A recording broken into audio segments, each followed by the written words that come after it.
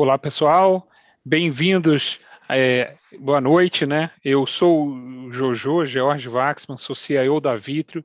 Estamos dando continuidade aqui ao quarto dia do nosso congresso Ambima B3 de Mercado de Capitais, né? A nossa discussão hoje vai ser sobre recomendação, opinião e oferta, né? O papel dos novos agentes que estão surgindo no mercado em contraposição aos profissionais de distribuição que sempre fizeram parte aí desse ecossistema do mercado de capitais. E com isso, quer dizer, para isso eu tenho aqui a presença ilustre do Tito Guzmão, que é CEO da Warren, e do Adeodato Neto, estrategista-chefe da Eleven Financial. Então, antes de passar a bola para eles, para deixar eles se apresentarem, eu queria só lembrar vocês que vocês podem mandar perguntas, é só postar no espaço aqui de comentários que aparece na plataforma e ao longo aí da conversa a gente vai tentar endereçar algumas delas. Bom, então, pessoal, boa noite aí, obrigado pela presença de vocês. Vamos fazer essa conversa mais democrática possível, né? Eu fui escolhido aqui para puxar a conversa, mas com certeza vocês vou aprender bastante aí com a opinião de vocês. Então, por favor, se apresentem para a gente poder seguir aqui com algumas perguntas que a gente preparou. Tito. Para o ímpar, Adeodato. Por favor, tenha honra. Vamos lá. Muito obrigado pelo convite. Estou muito feliz de estar na companhia desses dois feras. Adeodato não tive o prazer de conhecer pessoalmente, mas Jojo já tive o prazer de conhecer, sou fã. Eu sou o Tito, minha vida é mercado financeiro há quase 20 anos. 10 deles foram em uma corretora que virou a maior do país, mas eu me recuso a falar o nome porque são concorrentes. E minha última fase nessa empresa foi quando eu fui para os Estados Unidos para abrir a operação offshore. E aí, quando eu fui, eu me deparei com uma palavra que está muito na moda hoje, que é a tal da fintech. Isso foi em 2012 para 2013. E lá é meio que a meca das fintechs. E aí, sendo honesto e transparente, eu já estava cansado, de saco cheio da outra empresa. Saí fora para nesse mundo de fintechs, construir a Warren para resolver alguns dos problemas da indústria aí de investimentos. A gente iniciou lá, construímos um protótipo, apresentamos na maior feira de tecnologia, tinham 500 empresas disputando, a gente ficou entre os 10 melhores, o que foi uma validação super bacana, mas os ventos mudaram, a gente decidiu abrir as portas no Brasil. Vou rezar a missa aqui para os dois, mas a oportunidade do Brasil é gigantesca, né? A gente tem 92% do dinheiro dos brasileiros investidos muito mal, principalmente bancos. A poupança, por incrível que pareça, tem R$1 trilhão em investimentos de brasileiros, então a oportunidade é gigante aqui. E aí nós abrimos as portas da Warren aqui em março de 2017, então temos 3 anos e meio de vida, mas apesar de jovens, muito felizes. Aí são mais de 150 mil clientes, e a gente é uma plataforma completa aí de investimentos. Bom, obrigado, Ambima, pelo convite, um super prazer estar aqui, Jojo e Tito. Eu já falei aos dois fora do ar, eu sou fã dos negócios de vocês e eu já pude falar para os sócios de vocês isso. No caso do Jojo, falando pessoal e enfaticamente para o Caio e para o Felipe, dois caras que empreenderam quando esse negócio que hoje se chama de indústria de análise de pessoal física era tudo mato. Então, tem um mérito extraordinário. No caso do Tito, para o Marcelo, com os meus parabéns aí a vocês, é uma honra estar aqui com vocês. Do meu lado, eu comecei na área internacional, fui forçado por uma operação que a gente fez em um negócio de família que eu nem queria participar, no fim das contas, não era o meu projeto de vida ou de carreira. A gente fez uma transação de M&A e o bichinho me picou ali, eu acabei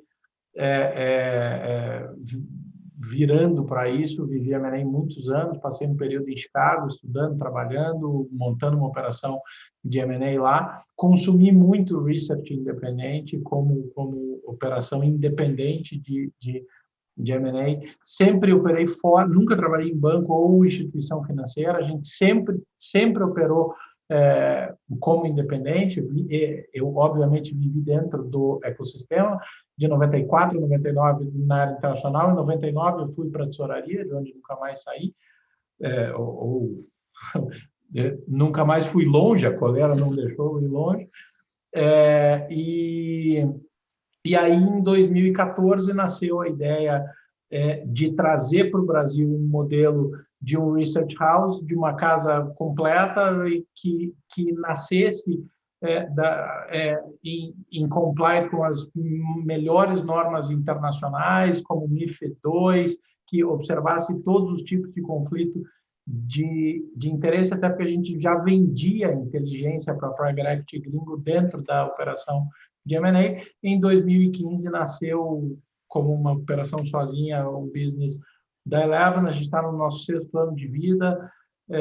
Hoje, graças a Deus, numa posição bastante consolidada no mercado, principalmente sendo o principal player, talvez, do país no segmento B2B, tendo na referência aí, Jojo, dos teus sócios, uma grande história de empreendedorismo nesse caminho. Sempre relatei a eles o meu respeito, minha admiração por tudo que foi feito. E a gente tenta jogar esse jogo aí de educação financeira de uma maneira profunda, consistente. Eu costumo dizer que aqui a gente mostra o caminho mais longo, então é meio chato, a gente é meio chato, é sempre o caminho mais longo, a gente força muito o lado educacional, mas é um grande prazer. A empresa que começou em 2015, hoje está com mais de 100 pessoas, tem um time de análise gigantesco. A gente trabalha dentro do modelo independente, inclusive dentro de sindicatos das ofertas públicas, respeitando todas as normas regulatórias mais rígidas. Então, é isso aí. A gente é um bichinho diferente dentro desse ecossistema, porque a gente trouxe aquilo que a gente viu das melhores práticas lá fora. Com a evolução do mercado de capitais brasileiro, a gente entende que a gente caminha junto dentro desse ecossistema e nessa direção. Ótimo. Super obrigado aí, Tito e Adeodato, pela introdução. Vou fazer uma introdução rápida minha. Bom, eu sou economista, trabalho há 26 anos no mercado financeiro, fiz uma transição nos últimos 2 anos do mundo de gestão de patrimônio, né, onde eu percorria no Unibanco, na Baum e na GPS, e com uma vontade de trazer soluções e o conteúdo e a qualidade de serviço e atendimento que o cliente de alto patrimônio sempre teve para um público de varejo, né? No começo dessa trajetória foi quando eu conheci o Tito, quer dizer, os nossos caminhos quase quer dizer, se cruzaram, mas quase continuaram juntos ali, mas porque tinha um pouco da mesma natureza ali na vontade de fazer, e acabei fundando a Vitrio, né, e depois estendendo aí um namoro que terminou em casamento com o pessoal da Empíricos. Então, hoje a Vitrio é uma plataforma de investimentos que está, cada dia que passa, mais completa, né, tentando trazer soluções de investimento de forma independente, aí, e tem essa parceria com o pessoal da Empíricos, que acaba inspirando muitos dos produtos que a gente tem trazido para os clientes. E a motivação é essa, né, colocar o cliente no centro do palco, né, no que muitos de nós têm chamado aí da indústria 3.0, tentando assim evoluir coisas que as empresas que vieram antes de nós fizeram, mas tentar reduzir ao máximo aí os conflitos de interesse, que muitos deles a gente vai acabar abordando hoje um pouco no tema da nossa conversa, né? Então, já mergulhando um pouco, desculpem se eu às vezes olhar aqui para baixo, eu estou com um script aqui na mão, mas a ideia hoje, quer dizer, como o próprio nome da palestra diz, é a gente conversar sobre quer dizer, vamos dizer assim, com as novas tecnologias e o surgimento da mídia social como algo né, intrínseco ao nosso dia. Então, né, a gente tem celulares o dia inteiro na mão, YouTube, Instagram, né, esse afloramento aí de influenciadores digitais, né, todos nós que temos filhos, as crianças parece que já nascem antenadas com todas essas tecnologias. Quer dizer, vem surgindo um novo tipo de profissional, né, e novos canais de comunicação que há 5 ou 10 anos atrás eram inexistentes, né? Há 5 ou 10 anos o mundo de investimentos ele era muito tradicional, ele era feito no relacionamento pessoa a pessoa, quando muito uma propaganda, alguém mais alguém mais atiçado fazia uma propaganda numa revista ou num canal de televisão. E, de repente, agora a gente está numa situação onde a gente tem milhares de pessoas provendo esse tipo de informação, ao mesmo tempo que você tem um mar de novos entrantes no mercado financeiro, né? Órfãos das taxas de juros altas que a gente finalmente deixou para trás, e espero que por muito tempo. Então, buscando, né, ansiando aí em busca de mais retorno e sedentos um pouco de informação, e acabam, então, nesse conflito aí, nesse encontro de demanda e oferta e novas tecnologias que eu acho que cabe a pauta da nossa conversa. Então, eu queria ouvir de vocês, a primeira pergunta que eu tenho aqui é justamente essa: a evolução do mercado, né, e acho que dessas tecnologias permitiu que gestores, executivos de bancos e de empresas, né, e analistas como nós, atuem diretamente, né, atuem na comunicação direta com o investidor, que antes era quase que inexistente isso, né? Mas isso não está mais restrito a esses profissionais específicos, né? Como é que vocês veem os riscos e os benefícios dessa, vamos dizer assim, dessa proximidade, né? Vamos dizer assim, do acesso de informação ao varejo? Como é que vocês estão vendo isso? Que isso talvez antes era feito pelo gerente de agência, né? Puxando aqui rapidamente, eu vejo muito mais benefício do que prejuízo. Como você bem falou no início, a gente está num cenário de taxa de juros de 2% ao ano, né? Então, isso significa que o brasileiro não pode, a palavra é dura, mas o brasileiro não pode mais ser preguiçoso na hora de investir. E aí, parte de sair aí da zona de conforto, que era até pouco tempo atrás botar o dinheiro em um CDB meia boca no banco e com taxa de juros a 14%, você ganhava o tal do 1% ao mês, que é o que todo brasileiro quer. Para sair dessa zona de conforto, o que tem que acontecer é informação. Então, tem que ter acesso à informação, a saber o que está acontecendo. Então, esse mundo todo digital, nos bastidores ali, quando travou, que os nossos filhos são muito mais digitais do que nós, né? Estão nesse mundo de hiperinformação, ele proporciona isso, proporciona que as pessoas aprendam com muito mais facilidade, e aí do outro lado tem profissionais com muito mais facilidade passando as suas opiniões e ajudando essas pessoas a tomar melhores decisões de investimento. Sim, pode existir a parte do prejuízo, que aí são os... como é que eu posso usar uma palavra gentil para chamar os mau caráteres que usam aí o veículo de comunicação para enganar as outras pessoas. Mas, de novo, eu acho que a gente ganha muito mais com esse hiper acesso à informação e essa troca aí de conteúdo muito mais rápida, porque a gente precisa ajudar os brasileiros a saírem aí desse mundo dos investimentos ruins. Eu concordo com o Tito, acho que o que a gente precisa fazer é cuidar com o atalho, mas assim, o investimento não deveria ser diferente do que a pessoa faz na vida. Eu duvido que uma pessoa que compra ou que segue ou que topa uma maluquice dessas propostas aos quatro ventos aí abertas de mágicas e milagres financeiros faria isso tomando uma decisão do médico do seu filho. Então, assim, é muito simples. Se a gente pensar, o patrimônio, o dinheiro, é muito sério. É difícil ganhar dinheiro, manter emprego, fazer carreira, estudar, crescer, acumular, conseguir ter uma parcela de capital em um país que é essencialmente pobre, que somos um país pobre. Então, quem consegue poupar, quem consegue chegar nesse ciclo, devia valorizar isso e ter a diligência. E aí aproveitar, sim, uma oferta incrível de conteúdo, de inteligência, de experiência e de informação sendo apresentada. Há aproximadamente uns 10 anos, eu assisti uma palestra em São Francisco, Tito. Você falou em Meca de fintechs, né? A primeira vez que eu morei nos Estados Unidos, eu morei em São Francisco, eu tinha 13 anos, e Palo Alto era no meio do mato.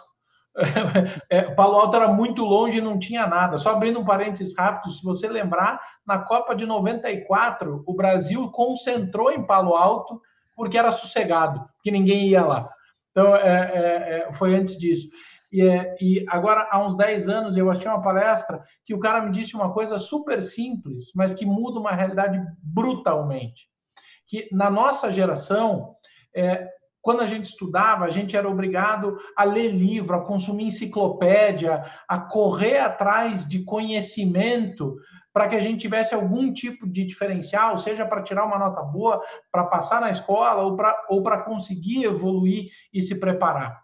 A gente tinha que saber as respostas. E a evolução que toda essa tecnologia fez inverte uma lógica muito simples, que as respostas viraram commodities, agora a gente só precisa saber as perguntas. E aí entra a responsabilidade. Parece uma alteração simples, mas é brutal na dinâmica. Então, o que as pessoas deviam pensar é na pergunta. Ou seja, vai buscar como você investe melhor, como você constrói patrimônio no longo prazo, como você diversifica, ao invés de dar um Google como é que eu fico rico na semana que vem. Porque assim, aí você já começa a cortar um pouco. Mas eu concordo que o benefício é muito maior do que o prejuízo. E só corroborando com o que você falou, é claro que um copywriting bem feito do Fique Rico em uma Semana, ele chama mais atenção, mas você falou muito bem, quando você faz a pergunta certa, eventualmente a resposta ela não vai ser tão agradável, mas ela é verdadeira. E você nos bastidores falou que a tua mensagem é mais chata, e eu costumo falar o tempo inteiro isso, que a nossa mensagem é muito chata, porque eu falo aqui, fica rico devagarinho. Eu sinto muito, essa é a forma, pouco, a única forma. Compra pouco, né? Cara, vai construindo um tijolinho de cada vez. Só que quando você compara isso a transforme R$100 em 1 bilhão em uma semana, é óbvio que aquele copywriting ali mais bem feito vai tocar no estômago lá da ganância e chama mais atenção. Então, quando você faz a pergunta certa, às vezes as respostas não vão ser as mais agradáveis, mas elas, via de regra, são as verdadeiras. Pô, a gente tem visto muitos... começou a ter um pouco na mídia social um pouco de um sentimento de torcida, né? O pessoal usando as mídias para falar, não, olha, essa ação vai subir, aquela ação vai subir, né? E o aparecimento aí de muitos dos influenciadores digitais, né? E a própria CVM recentemente soltou um parecer, né? Um entendimento sobre isso, na qual ela parece friendly no começo, né? Dizendo, olha, todo mundo tem direito a ter sua própria opinião, as pessoas podem falar inclusive sobre investimento financeiro, mas se você for específico numa recomendação, eu, CVM, vou dar uma olhada para entender o que você está fazendo e para entender qual é a tua relação de remuneração com isso, né? Para saber se você está sendo direto ou indiretamente remunerado para isso. Queria ouvir um pouco da opinião de vocês, quer dizer, como é que vocês estão vendo isso? Né, a gente falou um pouco do acesso à informação, quer dizer, não é algo específico do mercado financeiro, ele está hoje muito mais disponível. O Adeodato falou, o importante é saber perguntar. Quer dizer, como é que vocês estão vendo isso? Tito, deixa eu dar um pitaco rápido nessa. Até hoje eu participei muito legal no evento de 20 anos da Rio Bravo. Eu vou falar uma coisa que é o mesmo comentário que eu fiz de manhã. O Brasil é o país do futebol, né? E agora o mercado financeiro adotou o sócio torcedor, né? Que é igualzinho o time de futebol. O cara compra uma ação e ele vira um torcedor. E ele fica enlouquecido se alguém tem uma opinião contrária, ele fica injuriado, as pessoas brigam, discutem. Eu acho que existe um problema muito sério da superexposição. Acho que a linha do conflito de interesse é muito tênue, Jojo. Eu acho que é muito, muito, muito tênue. Por exemplo, a gente tem uma célula, uma área de compliance liderada por uma sócia estatutária que cuida demais de todas as policies, de tudo que cada um aqui dentro faz, porque é muito sério isso. As pessoas tomam decisões a partir daquilo que se expõe. A linha é tênue, sim, e a gente tem que tomar um grande cuidado. As pessoas estão em um nível de histeria inacreditável. A gente recebe e-mails na caixa de e-mails, às vezes de cliente ou de gente que não é cliente, ou, sei lá, canal via redes sociais, falando de um determinado ticker que a pessoa comprou, que ela não sabe o que é, mas que ela leu, ela ouviu no YouTube, leu no Twitter, viu em algum lugar. Então, isso é super sério, cara. Isso é um negócio que tem que ter. Acho que o filtro e a seleção natural vão acontecer, mas é um pipinaço, cara.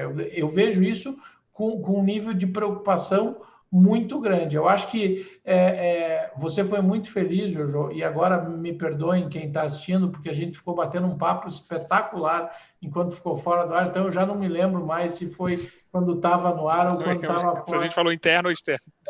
Ou quando estava fora do ar. Mas o Jojo foi muito feliz ao fazer uma colocação do fortalecimento das instituições que se comunicam diretamente, que falam isso.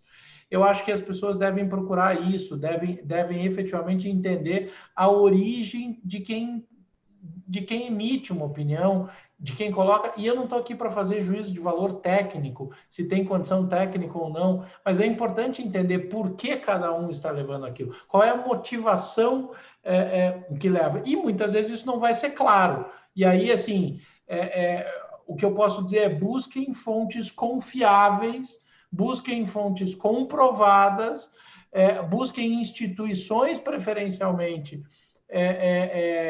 que sejam respeitadas, que tenham reputação, para seguir ou para levar em consideração. Eu tenho que concordar. A gente falou nos bastidores aí sobre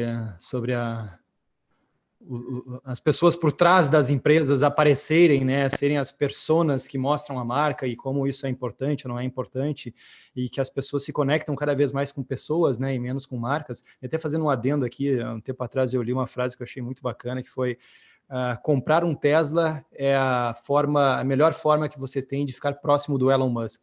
Então o cara já virou lá um ídolo, que eventualmente lá o bem que ele vende não é só pelo bem em si, mas enfim, você ficar próximo lá do ídolo, então ele ficou mais importante do que a própria marca. Mas é isso aí, indo para o mundo de investimentos, você tem que ver quem é que está falando, quais são as motivações, e aí ter aí profissionais de análise ou de corretora falando ali por trás uma credibilidade, então, ou enfim, de outras instituições, ou você pesquisar e traz uma credibilidade. Agora, só mudar para um outro aspecto, a gente está vendo nesse momento de Covid, e a gente sabe que outros lugares existe o mundo do gambling, né, do jogo, muito aberto. Então, nos Estados Unidos, na Europa, você pode jogar em jogo de basquete, na Europa, na Inglaterra, você joga qualquer coisa, até a cor do vestido da rainha da Inglaterra, que cor ela vai aparecer, você consegue entrar comprado ou vendido. E aí, entramos nesse momento de pandemia e o mundo inteiro viu um movimento muito forte de pessoas abrindo contas em corretoras para tradear, para suprir essa necessidade do gambling. Então, eu não consigo mais apostar lá no vestido da rainha, eu vou ficar comprando envenenações. Lá nos Estados Unidos teve uma porrada de abertura de contas para as pessoas tradarem e satisfazer essa necessidade ali do gambling. E aí o Brasil, que nunca teve aí esse mundo, foi um país aberto a jogos, acabou vendo aí na Bolsa uma entrada muito grande de pessoas achando ali que a Bolsa pode satisfazer aí pelo ponto de vista de jogo, e aí muita gente nas redes sociais acabaram entrando no estímulo de mostrar a Bolsa por esse aspecto, né, do cassino, não, que eu vou comprar aqui, eu vou vender ali, é mais torcedor do que investidor, e isso acaba realmente sendo bastante prejudicial. Uma vez eu vi uma postagem no Twitter, que era uma dessas aí que são queridinhas de todo mundo, que o pessoal fica postando, aí um tinha dito lá, não, eu encontrei um código diferente e por esse código a ação tal está mais barata, ou seja, o cara tinha encontrado uma opção que estava comprando nos centavos e ele tinha, e achou que estava hackeando o sistema, obviamente a opção deve ter virado pó, enfim, a pessoa perdeu todo o dinheiro, mas ali eu acho que teve uma conexão muito grande, tem uma conexão muito grande aí, principalmente nos Twitters da vida, com o gambling, com investir da forma errada, e que é o que a gente sofreu lá na época de juros altos, que a bolsa era, vou jogar na bolsa, que é um termo que me irrita bastante, e que agora a gente vinha aí com um cenário de juro baixo, e os brasileiros precisam aprender a investir em empresas. Eu até acho ruim quando fala comprar ações. Não, você está comprando empresas, você está virando sócio de boas empresas, com pensamento de longuíssimo prazo. Então, acho que essa pandemia aí meio que deu uma ajudada a atrapalhar um pouco as coisas, a confundir um pouco as coisas. Aí, de novo, temos que vir aqui na nossa missão de comunicar, de falar que não é assim, que investimentos bons são chatos e que você tem que investir em boas empresas com pensamento de longo prazo. A gente tem que fazer a nossa parte aqui. Não, exato, né? A gente tem até aqui uma das perguntas da pauta que a gente tinha preparado, que eu vou até dar uma mudada nela, mas era justamente, quer dizer, nesse mundo de pandemia, né? Também está aumentando os números de casos de excesso em day trade, de pirâmides, né, e de esquemas, né? Porque eu acho que tem a ver um pouco com essa confluência, né? Muita informação de graça, né? Fácil acesso, novidade, né? Muita gente, uma demanda, né? Uma carência do investidor, quase que assim, o investidor ele vem incauto, né? Ele vem disposto a acreditar em tudo que está ali e precisando, né? Buscando mais retorno, buscando mais investimento. A gente falou da taxa de juros zero, mas você, quer dizer, e tem que ter os chatos, né? Que não são não os profetas do apocalipse, mas simplesmente os realistas, né? Falando, olha, não é por aí, né? A gente comentou no intervalo, eu falei, quer dizer, a gente criou um processo de suitability ali que tem deixado alguns investidores chateados, porque a gente literalmente está barrando eles de fazerem determinados excessos por entender que o investidor talvez não esteja pronto para aquilo tudo, né? E eu acho que tem um papel nosso aí para fazer isso tudo. Nessa linha, deixa eu perguntar uma coisa. Tem um ponto só que antes de ir para a próxima, que o Guilherme Cook, que é o meu sócio, e aí, como você falou, que cuida aqui de risco e compliance dos assuntos legais, ele fez uma colocação sobre esse novo mundo que a gente entende que tem mais benefícios do que riscos, mas ele falou o seguinte: o lado bom disso tudo é que agora está tudo registrado, né? Esse mundo digital, você deixa rastro em tudo, né? Então, mesmo quem talvez esteja fazendo isso de má fé ou fazendo isso de forma, vamos dizer assim, em desacordo com o que a regulamentação diz ou não necessariamente em benefício ao cliente, aquilo ali fica registrado, né? E é quase que você tem uma polícia, né, comunitária, né, uma vigilância comunitária quase que instantânea, né? É difícil de você passar escondido, né? Então, acho que tem um contraponto bom aí, pelo menos, nesse modelo todo, né? Eu vou para uma pergunta aqui que é a seguinte: como é que vocês veem, quer dizer, como diferenciar, como traçar a linha ali entre o que é educar, né? Isso a gente tem falado bastante aí de novos entrantes no mercado. O que é educar financeiramente? O que é dar opinião? E o que é fazer uma recomendação? Quer dizer, como é que a gente olha para uma peça ou olha para uma pessoa na tela do celular e consegue dividir essas funções, né? Porque elas se parecem muito parecidas, né? Elas se confundem às vezes, né? Onde você acha que traça essa distinção? A maneira como as redes sociais transformaram as relações como um todo, né? Ela não pode ser desconsiderada. Ou seja, à luz da regulação,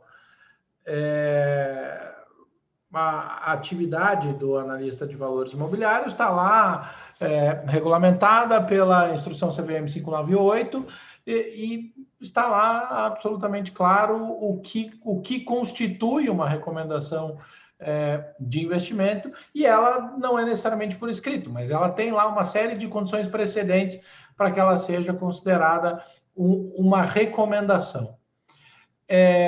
Agora, trazendo isso para o mundo real, emitir uma opinião ou falar da sua própria carteira, se você tem um alcance muito grande e você tem influência sobre pessoas, isso que é um pouco do que a CVM está discutindo. quanto isso influencia o processo de tomada de decisão. Mas, Jojo, eu acho que porra, é a revolução que o mundo está passando, cara. É o que a gente conversava sobre os nossos filhos. É um negócio completamente novo, em que certamente tentar imaginar que você vai tolir as manifestações públicas, isso simplesmente não vai acontecer, é inexequível. É criar uma regra para não ser cumprida. Mas acho que a discussão que o regulador vem fazendo com o ecossistema tal, tende a melhorar isso e a conseguir criar algumas maneiras de se identificar. Mas é muito difícil, é altamente sensível, a linha é basicamente imperceptível na prática, não à luz da regulação. A regulação é muito clara o que caracteriza uma recomendação de investimento. Não tem nenhum material. O Rafi, meu sócio, ele tem o Domingo com o Rafi, que ele faz de graça há milhões de anos, que é um programa super assistido, é um cara que educa muito, e ele é um cara que ele fala, eventualmente, sobre ele analisa algumas ações, sob a ótica de fluxo e de momento. Quando ele faz isso, ele chega segunda-feira de manhã, ele faz ao vivo, no programa de graça, domingo, não dá recomendação, mas ele pega e manda para a PMEC uma lista e diz, eu falei da ação A, B, C, D, E e F, com o link do programa. Por quê? Porque exatamente para mitigar o risco dessa linha. A gente é chato? Mas é factual, cara, é muito tênue essa linha. Não sei o que você acha, Tito. Não, eu só tenho a concordar, é tênue. Eu acho que o que a CVM apontou ali, qual que é a motivação financeira, ele pode ser uma das formas de filtrar, né? Porque se você é um influencer e você vai postar, seja um trade ID, uma recomendação ou coisa parecida, e você vai receber uma remuneração, você tem que passar pelo escrutínio de um regulador. Por mais, eu sou um liberal, né? Por mais liberal que somos, em alguns aspectos, o regulador ele é fundamental. E quando você está lidando com dinheiro, o regulador ele tem que estar muito presente aí. Então, olhar os interesses por trás de cada um dos produtos, o interesse financeiro, é uma forma de dividir ali bananas e maçãs. E eu acho que o regulador ele tem que ter um aspecto super importante, tem que estar muito presente nisso. Que bacana que vocês já tomam as rédeas nisso, né? Já antecipam o movimento e já avisam o regulador, mas eu acho que o regulador ele também tem que estar atento vai ser muito difícil, como você mencionou, é quase que uma missão impossível tentar barrar opiniões, mas dependendo das opiniões, dependendo dos alcances dessas opiniões, cada vez mais o regulador está assim presente. Tito, Jojo, Jojo é um cara que tem toda essa experiência de mercado que ele falou. Jojo criou um Instagram. Jojo tem 100 mil seguidores no Instagram. Jojo amanheceu segunda-feira com o coração cheio de amor e resolveu contar para as pessoas as 3 ações que ele comprou na sexta-feira, porque ele fez todo o processo de diligência e com toda a experiência dele, ele está emocionado e resolveu o que ele tinha que contar para as pessoas na segunda-feira. Isso vai ou não vai influenciar o processo de tomada de decisão de uma parcela X, e X é muito provavelmente de dificílima mensuração, gente que vai abrir o home broker e vai boletar a ação, porque o Jojo é uma fera, o Jojo está lá, faz isso há 45 anos, o Jojo encheu o coração de amor, eu vou aproveitar, não é? É um ponto importante. O negócio é saber como o Jojo está ganhando dinheiro, né? Exato. Se o Jojo está fazendo front-running ou se ele... Exato. Se o Jojo está fazendo front-running ou se ele está realmente com o coração ali palpitante, vivendo uma nova paixão e tal, é difícil. E o segundo filtro é a quantidade de pessoas que seguem o Jojo. Deu alguns anos atrás, 5, 10 anos atrás, o rapper americano lá, que ele justamente fez isso, né? Estava com o coração lá emocionado e disse, estou comprando a ação tal. A SEC foi lá e puniu o cara, porque ele tinha um pouco mais de seguidores que o Jojo aí. Então, talvez tenha que ter uma linha de corte. Você é influencer a partir de quantos seguidores? Talvez seja uma métrica. Talvez seja uma métrica mesmo. Então, é difícil mesmo. E a gente tem que ir criando novas formas até de se colocar, né, como indústria também, né? E aí, já que a gente falou bastante disso, eu queria ouvir um pouco da opinião de vocês sobre, se fala muito, né, em educação financeira, seja porque o CDI era muito alto, seja, né, então a gente tem uma cultura muito inflacionária e de renda fixa e agora estamos descobrindo outros mercados, acho que todo mundo concorda que falta educação financeira para o investidor brasileiro, né? E aí tem a pergunta proposta é sobre qual é a responsabilidade que a indústria tem sobre isso, né? E aí eu vou abrir com uma opinião que a gente tem aqui, que e você comentou sobre morar no exterior, eu quando morei a primeira vez no exterior, tive que fazer, ainda pré-adolescente ali, fiz aula de economia doméstica. Era uma das aulas que tinha na economia doméstica. Eu aprendia, a única coisa que eu aprendi lá em 3 meses foi que se você gastar mais do que você tem, que você ganha, você não consegue comprar as compras de final de mês. Né? Então, assim, se você ganha 10, você pode gastar só 10. Se você gastar mais do que 10, alguém vai ter que te emprestar isso. Se você gastar menos que 10... Você ia falar isso, Jojo. Exato. Né? Eu tenho filhos mais velhos um pouco de vocês, né? Minha filha já está com 18, meu filho 16. Eles ameaçaram ter aula de educação financeira na escola. Eu dei vários daqueles gibis de história do dinheiro para eles, mas não passou de 1 ano que eu acho que o MEC botou isso no currículo e tirou do currículo. Quer dizer, eu tenho uma opinião que o problema não está no investidor brasileiro, né? O problema está nas crianças, né? Que não aprenderam isso na escola. Isso continua fora do currículo, né? Ainda que elas, quer dizer, naturalmente, eu fiz essa experiência em casa, vocês que têm filhos menores, façam. Exercícios de matemática são muito mais fáceis deles entenderem se você fizer com dinheiro do que fizer com números abstratos. Né? A pessoa materializa, mas isso é jogado fora, né? A facilidade de lidar com números em dinheiro não é explorada para a educação financeira. Então, eu, pelo menos, tenho a opinião que isso é um problema do MEC, é um problema do Ministério da Educação, que isso deveria começar lá atrás. Mas, para quem já tem esse gap, o que a gente pode fazer como indústria, né, para ajudar nessa educação financeira? Que pergunta, hein? Eu acho que se a gente conseguir essa... Estavam fáceis até aqui, né? Eu acho que se a gente conseguir essa resposta nós três, tem um business novo aí, da qual a gente pode ser os 3 sócios, porque, assim, resolver essa equação é uma forma extraordinária. Eu acho que repetição, talvez. Repetição. Não sei.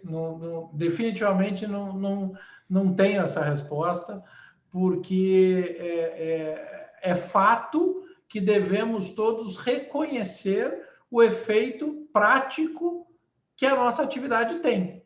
Ou seja, cada um de vocês, se a gente faz uma manifestação pública, fora de um relatório, se a gente faz uma manifestação pública institucional, se dentro da plataforma de cada um de vocês apita lá um banner, vem um push notification com alguma coisa que induz alguém a alguma coisa, isso existe o lado de responsabilidade. Eu acho que a gente tem que se vestir do dever, entender as derivadas do que a gente faz. Mas o outro lado faz muita diferença também, né, Jojo? Que tipo de...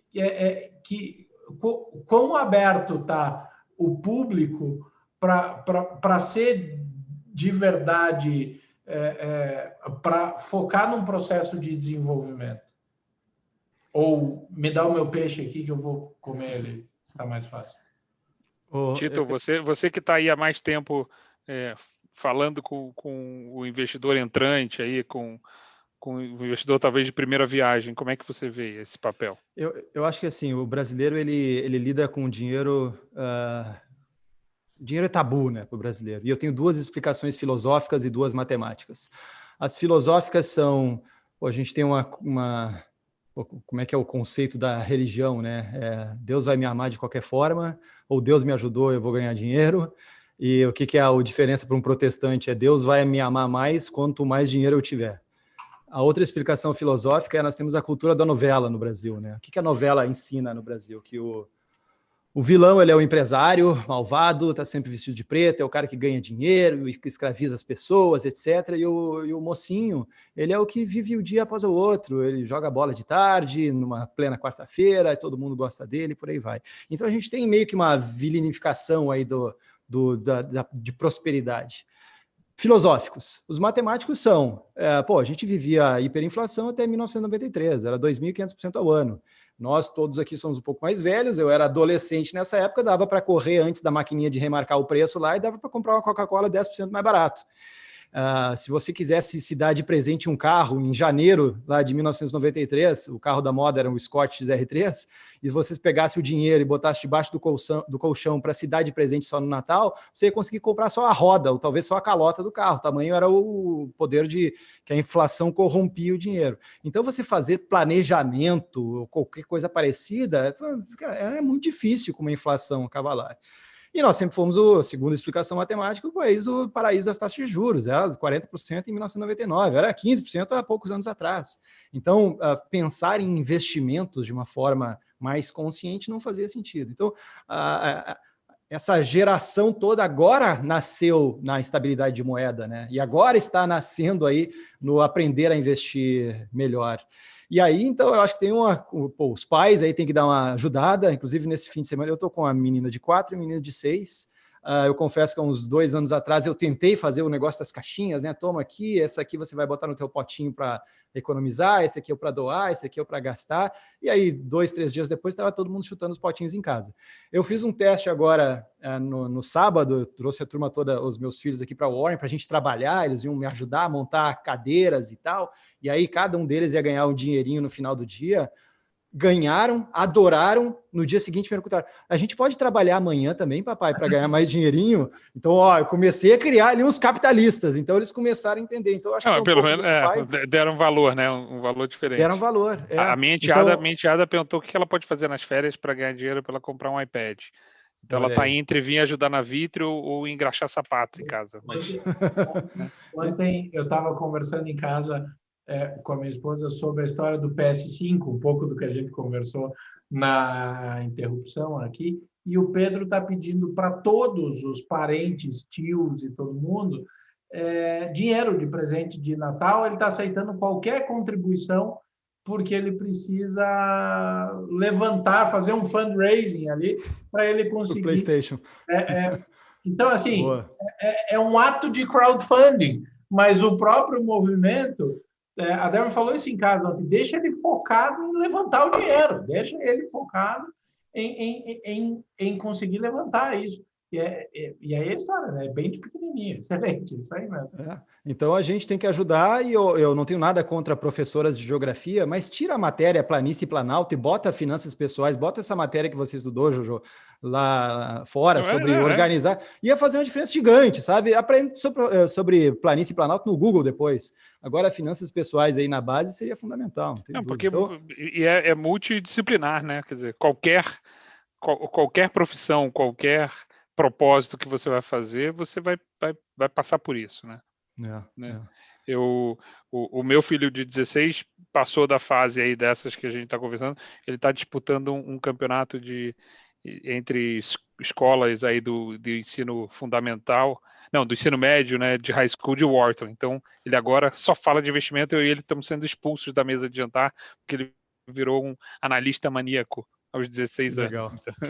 Mas, assim, tem um caminho aí. Bom, gente, a gente está chegando perto aí do final. Eu recebi uma pergunta, tem 2 perguntas que eu acho que são rapidinhas aqui para a gente fazer, e, de novo, desculpa aí para quem nos avisou, para quem está nos assistindo, que a gente teve esses problemas. Uma pergunta, não sei se vocês conhecem, o que vocês acham desses apps em que você escolhe um determinado tempo se a ação vai subir ou descer? Um exemplo é iKey Option. Vocês já ouviram falar desse app?